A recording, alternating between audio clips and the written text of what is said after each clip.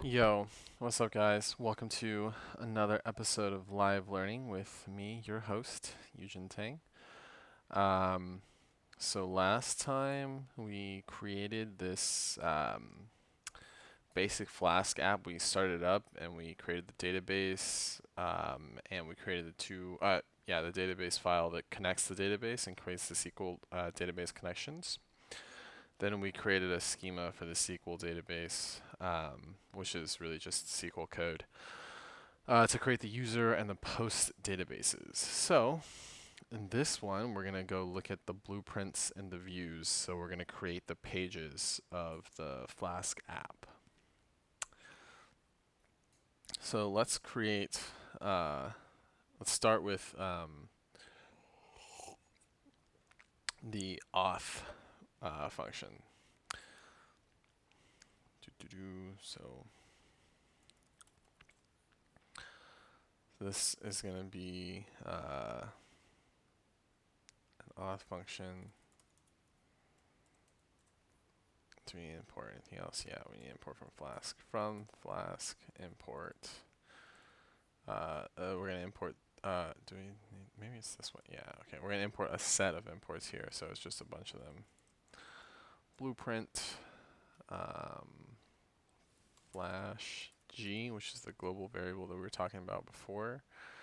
Redirect render template, so we can render templates. Request session and URL for. And then we're gonna get we're gonna use this Flask worksug. Okay, I don't understand. I don't know how to pronounce this. Security. Um, check password hash and generate password hash. So this is how we're gonna get security. We're gonna use the worksug package, and then from our Flask, we should be able to do from .db import db, import get db. I'm not sure if we need to do Flasker here.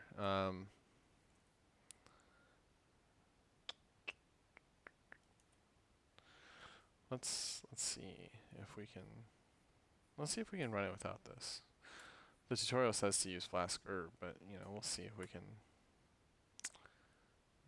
Okay, so it works. Okay. I'm not sure if it's more clear to put the Flasker here or not, Flasker, but we'll figure it out. So the blueprint is going to be the auth blueprint.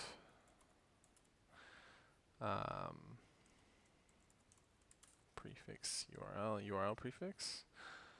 Whoops. Huh. Cool.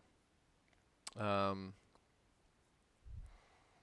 now we need to import that into our app. So let's go to init.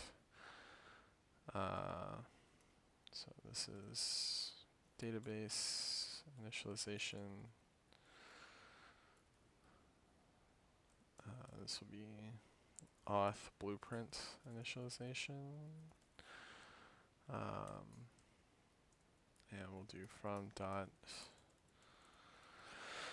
import auth dot or app dot register blueprint app dot register blueprint auth dot bp. And is that what we called it in auth? BP, yes. And we have Flask there, so probably this should probably be fine. Okay, so now we need to register. We need to create a way for the user to register an account. Okay.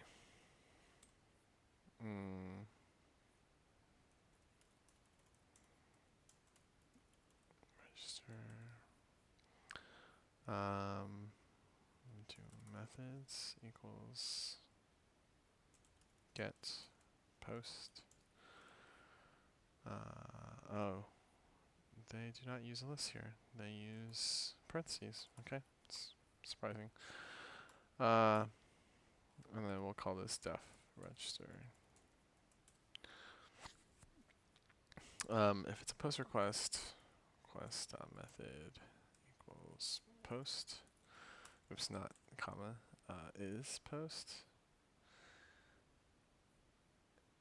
equals post. Can we do that? Oh, weird. Okay. Username equals request.form username.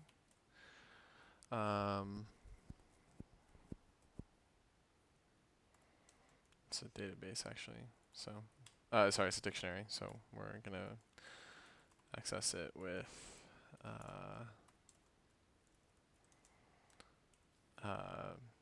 brackets.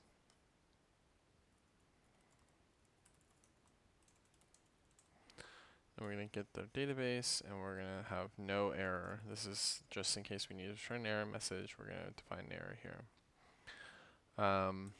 If not username, we're going to raise an error. So error is going to be username required. If not password, error is going to be password required. And then if our error is none, we'll insert if error is none. Or, let's do is not error. Ha ha ha ha. Then we'll insert our thing into our new object into the database. So try db.execute.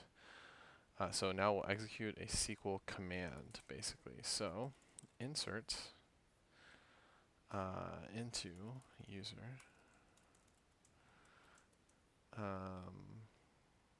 username pass values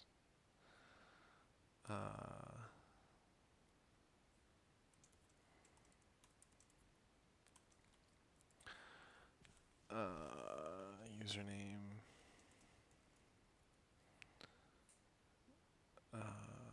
generate password hash password. So it's funny that password is protected in SQL, is a protected value in SQL, and pass is a protected word in Python. Not sure. Well, at least all the SQL that we're going to be writing is going to be inside of a string, so it should be fine. If we run into an error, I'll just change it.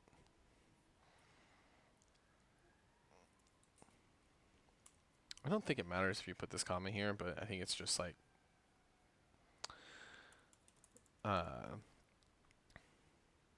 convention. db.integrity error.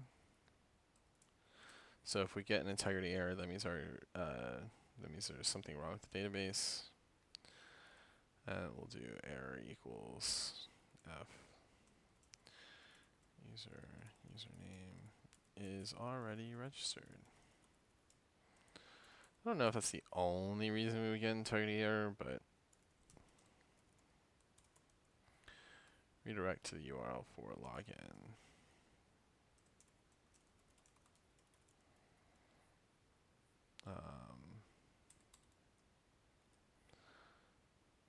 And flash error, return render template.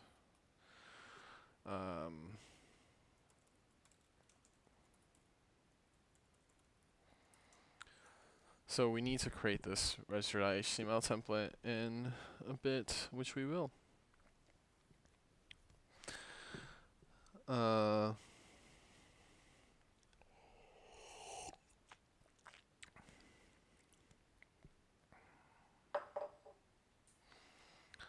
So let's create the next thing. So now we'll create the login route.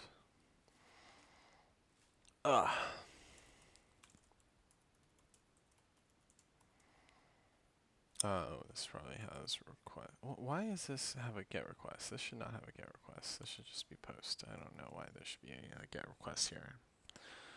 I don't think we need to do that.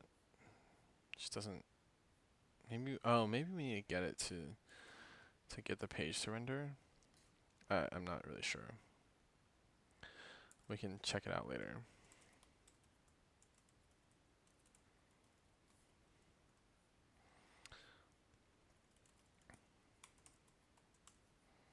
This is slightly different than Fast API, which I'm pretty used to. So let's see. If request.method equals post.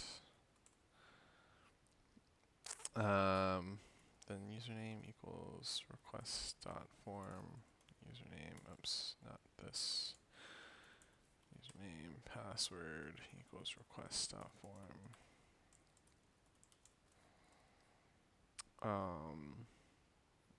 The database equals getDB. Did I do that with the? Okay, yeah. No error.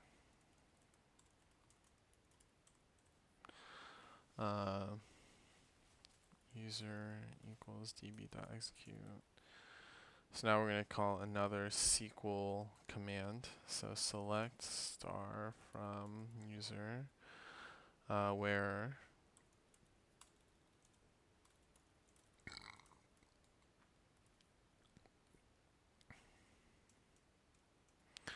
username equals question mark, where question mark is username. Usually we end this with a comma. Or do we? I don't know if we have to. Anyway, dot fetch 1. And then if there is no user, there's an error. If user is none, error equals username does not exist.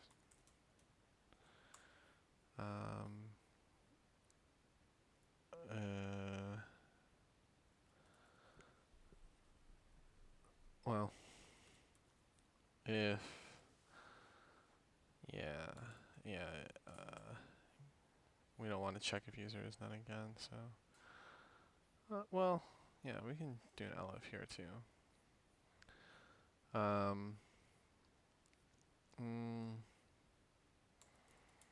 Check password hash, user password probably, password.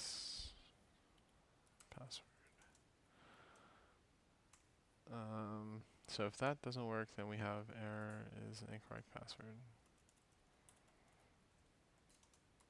So I don't actually know how they check this password hash. I'm kind of curious how this works for the worksite, because I think bcrypt works slightly differently. Bcrypt is what I've used before, so you know, if error is none, or if not error, I'm going to continue doing that because it's just shorter.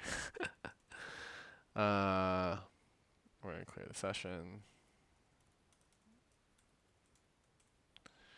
And we'll set a new ID.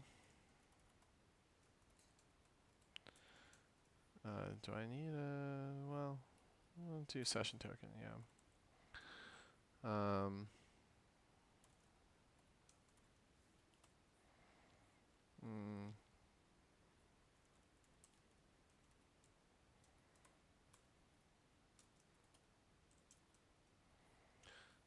Index.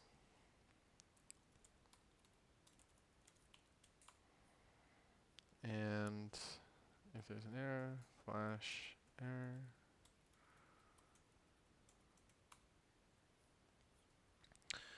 And we should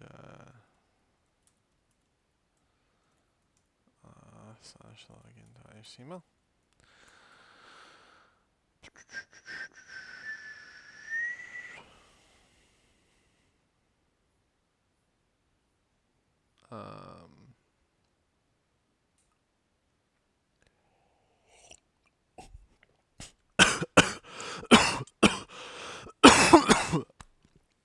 Okay.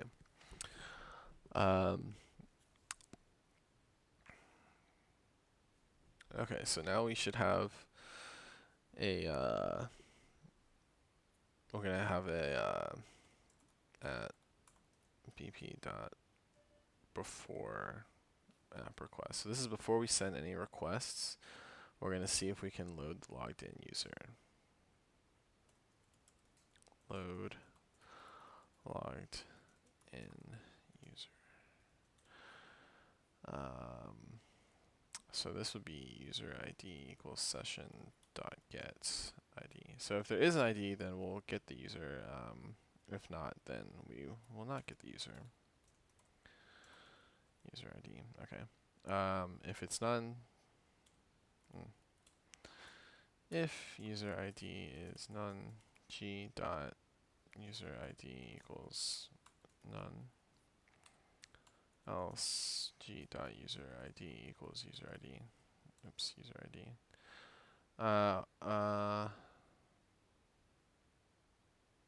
Or I guess we should get the user, g dot user. We should get the whole user object.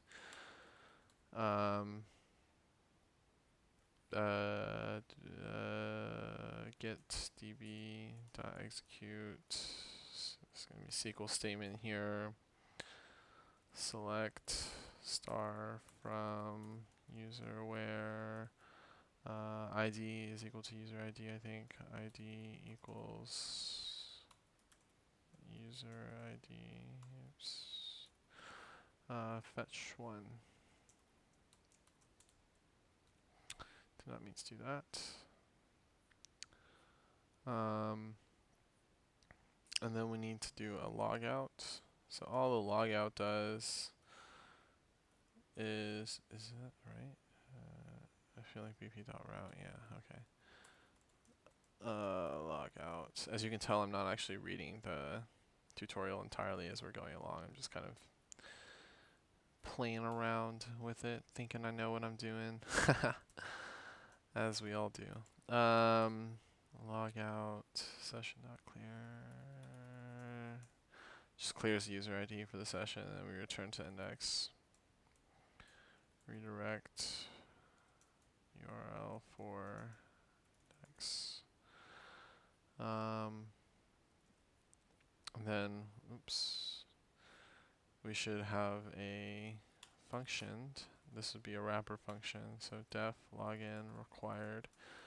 And this would be a view. And we'll do a wraps. So this is how we know. So wraps will wrap functools. Sorry, functools dot wraps. So this is the thing about, this is the nice thing about Python. Python objects are, or sorry, Python functions are objects. So we can just pass them around like this. And you know, decorators are just functions basically. Def wrapped view. If there's any keyword args, basically if g.user is none, then they should not be able to see it, and we should redirect to the login. Redirect URL for login. Sorry, it should be auth.login. I think this is auth.login. Is the other one auth/login? Yeah, return a render template. Okay. So this would return auth, yes, auth.login. Login. So auth, yeah, it'll redirect that basically. It's kind of interesting. And then otherwise, we're gonna return view with keyword args. No, okay. Oh my god, I keep pressing the wrong buttons and it just keeps trying to execute the function. Return wrapped view. Okay. So now we need to create, before we can really see anything with this, we need to create the actual views themselves. So let's go and let's create a templates folder inside of here. Templates.